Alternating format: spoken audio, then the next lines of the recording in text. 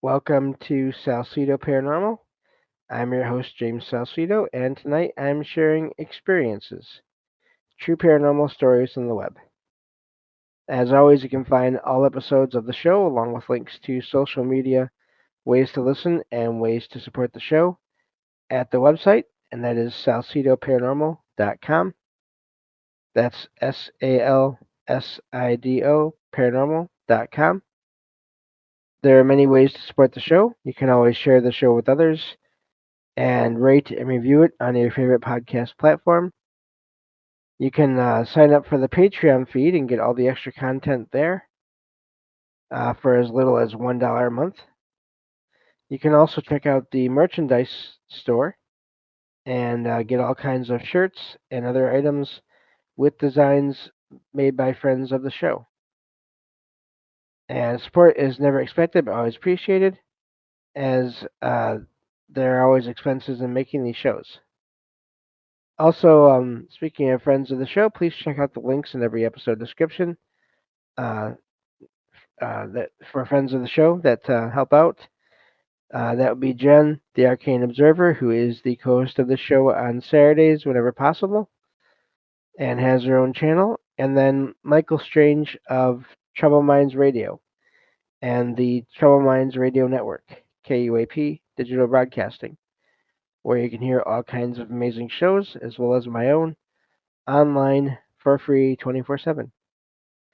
So I tried out a new format with the previous episode, and it's good, but it also uh, I don't care for it the way I thought I would. So I won't be doing that again, but at least not in the immediate future. Maybe eventually. But so tonight I'll just be going back to the regular old format where I read each one of these true stories, and if I have anything to say about them, I will. And I'll read all your comments in the chat there as well if you're listening live, if you all have any, and then we'll just go about that the way I usually do. So every once in a while, I think it's good to try things out, new things, but sometimes they work really well, and other times not so much. So uh, it's good to know. But yeah, so thank you all for being here and listening in, whether you're here for the live recording or you listen on the podcast, podcast or YouTube feeds. So let me get back to the file here, and we'll get started. So this first one here says, I had an odd experience when my mom passed away. I knew she was in the hospital and very ill. I live in Australia and she was home in the UK. My brother had flown out to be with her, and I was making bookings to fly out with my wife and daughter as we knew the end was near. For us, it was the evening of Australia Day when the news came through that she had gone. A friend of mine contacted me through Messenger to tell me that Mom had told her that she felt better now and was no longer in pain.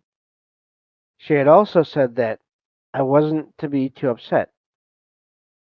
I knew that this friend had what she called a seeing ability, but had always passed it off.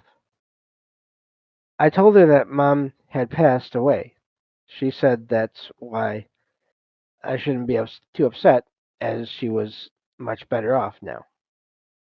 The odd thing is that when we arrived in the UK, a few days later, my friend contacted me again and said, "Your mom is still here.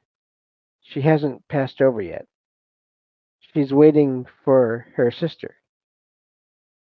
Both my mom's sisters were in the UK and still alive and well, so I just ignored it. A few days after arriving, I was told that one of my aunts in Australia had passed away.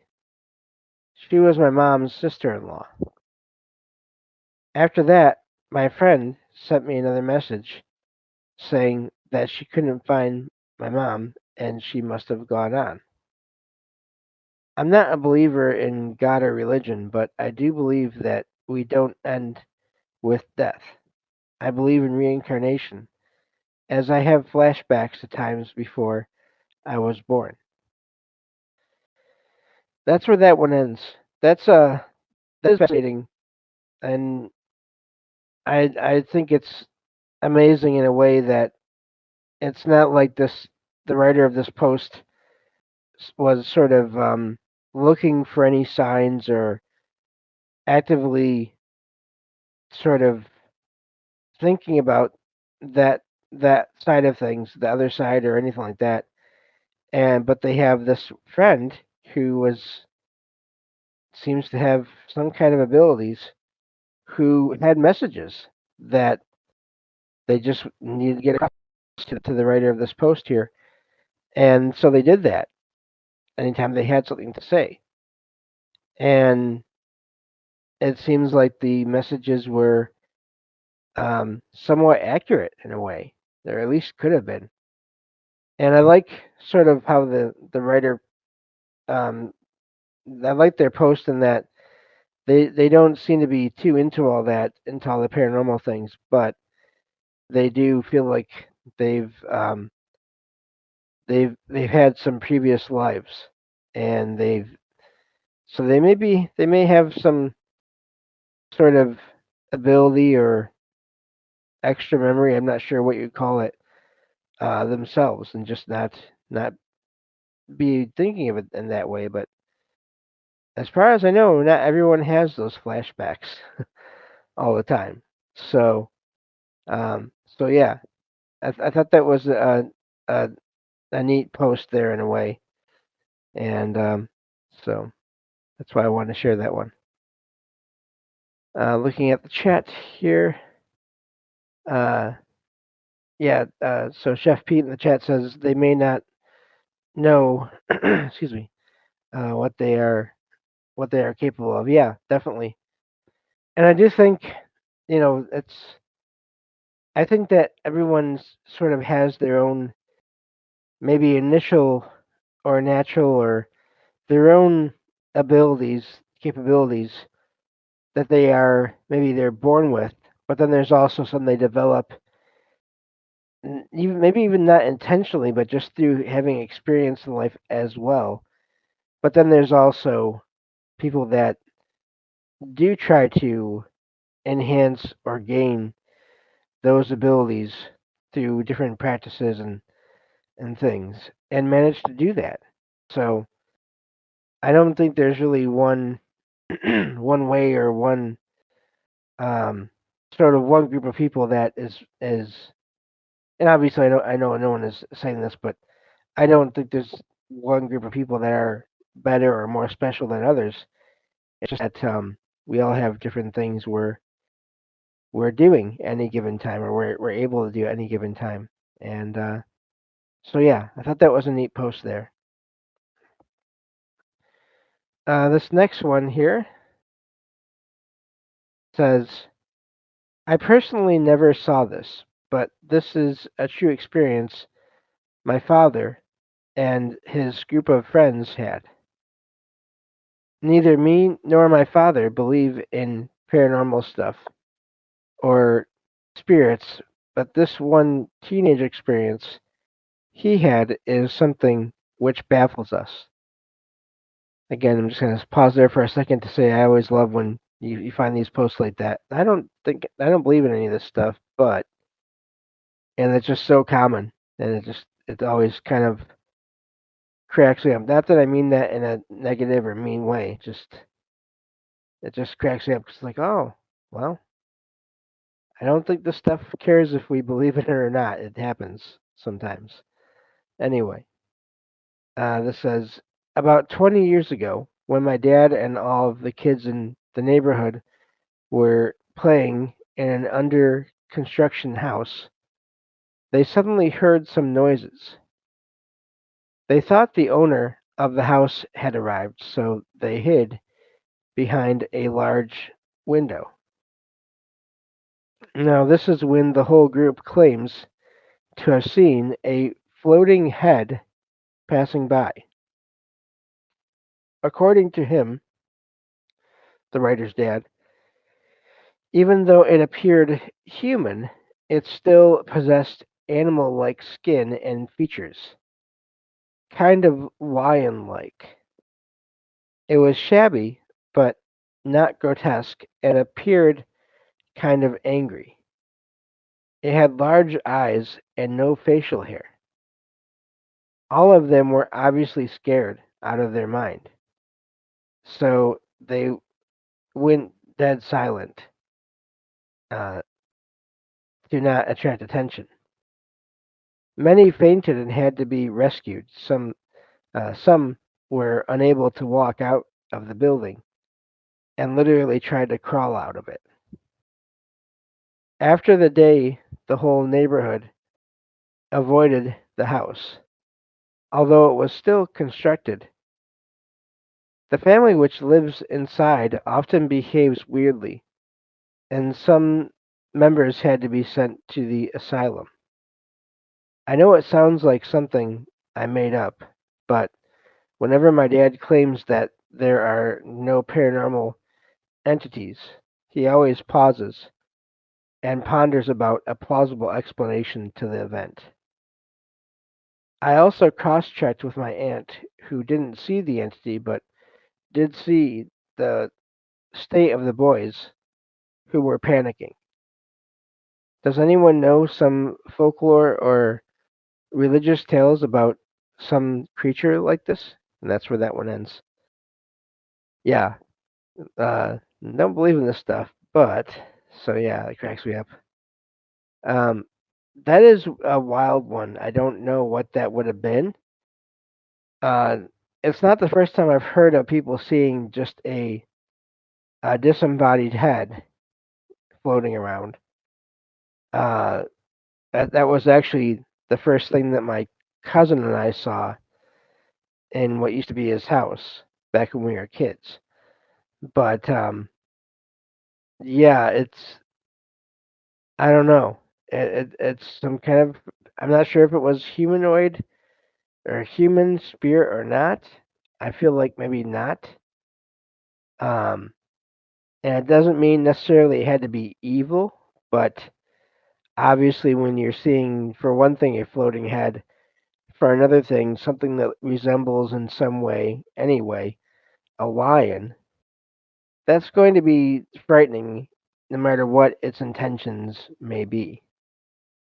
So I don't blame them for being so frightened from that, of that. Um, so yeah, that was that's fascinating to me, and it's not like it was just one person. Sounds like it was multiple people, and so yeah, I don't know what that was, but but yeah, that was a wild one. And I guess I should mention too. I should go over the story real quick as well about the one time I saw a floating head. Basically, it was my first experience, as far as I can remember clearly, at my aunt and uncle's house when it was their new house at the time, and so we they had just moved into the house, and I was going there for the first time. Yeah, I see that in chat there. Um, I was visiting my cousin for the first time. It was actually my aunt and uncle, and they had two daughters and a son, and I was going there to visit the son, and because we were close. He was a few years younger than me, so I was about 13 or 14, and he was about 9 or 10. I had originally thought we were younger, but after talking with family years later, we figured out no, I must have been about 13 or 14. Uh, so anyway, I went there to visit the first time after they moved in, and they were still unpacking everything, and so it was a family of five, so they my cousin decided we would camp out in the basement, not knowing anything about anything paranormal. And they had this big couch bed down there. And uh, so we were hanging out. They had The floor of the basement, it was cement floor, and it had but and they had all kinds of stuff on the floor from unpacking, but they had pathways leading everywhere, so it was fine. And the lights were the kind that you have to pull a string to turn on each individual light. So we only had the light on just above us and the light on by the stairs because the bathroom was upstairs on the ground floor. And we were both just sitting on the couch bed. They had clotheslines strung up near the ceiling, and they had some sheets, bed sheets, hanging on some of the clotheslines. And the very far back of the basement, behind the stairwell, which is completely dark, uh, there was one more clothesline, and it had a sheet hanging on it. And we both happened to look back there, and above the clothesline, we could both see just the head of an older woman above the clothesline. But what we did not see was anything on the floor beneath the clothesline. No feet, nothing for anyone to stand on. And the thing that was so weird to me, even as a kid, was that I could see this woman's face clearly, even though she was across the basement. And I was born legally blind, and I've always been extremely nearsighted. And so I don't know. There's no way I should have physically seen the features on this woman's face clearly uh, with my eyes as they are. But so what we think now is, what I think now is there was some kind of telepathic mind to mind connection or communication going on there. And that's how that I was able to see this woman's face and to see that she was sort of glaring at us, frowning at us. And so, just to connect it back to the previous story I just read there, I've heard many other examples of people seeing just the head of a person uh, up in the air, moving from place to place. So that's why I wanted to bring that up. But anyway, let's get through at least one more here before we stop for the night, because I just took up a good amount of time there. So this next one says, I'm a 22-year-old woman. Some time ago, during the pandemic, my mother and I, having little to do, started watching a series that was literally about magicians. To this day, I don't remember the plot very well, but you can find it by the name. That series felt very different from any other series I had ever seen about magical creatures and wizards. It was as if it leapt off the screen and began to swirl in the air. At one point, while watching an episode in the kitchen, something happened that neither my mom nor I can explain to this day, as if it were hallucination or a dream.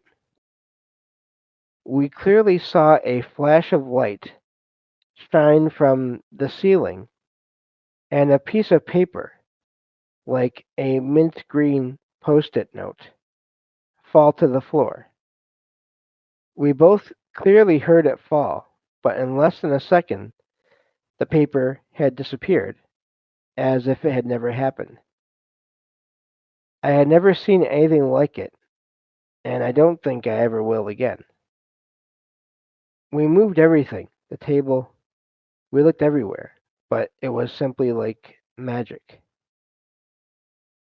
And that's where that one ends, and I find that one to be fascinating because was there something about the show that made these two people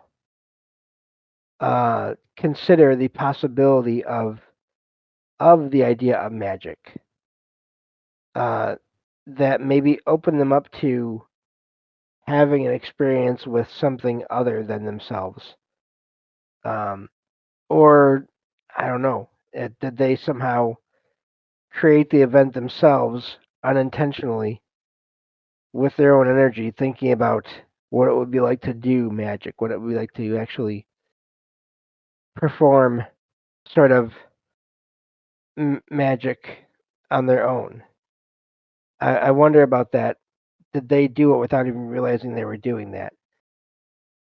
Or was it some other? Was it some other consciousness that was there uh, and wanted to make themselves known, and so did this thing, and then had this paper appear and then vanish. I don't know. It's really odd. I think I mean, even just the taking the paranormal thing, the odd thing that happened there on its own is fascinating. But then when you add in the fact that these two people were kind of stuck in their home, uh, focused, probably even hyper focused on this TV series and thinking about it and the possibilities of it, even if they don't remember thinking about the possibilities of it. Did they somehow, was that essential to having that event happen to them, or to them creating that event again without realizing it? Because for a long time I couldn't figure out how people could affect objects or things around them without touching them with their hands or whatever. It didn't.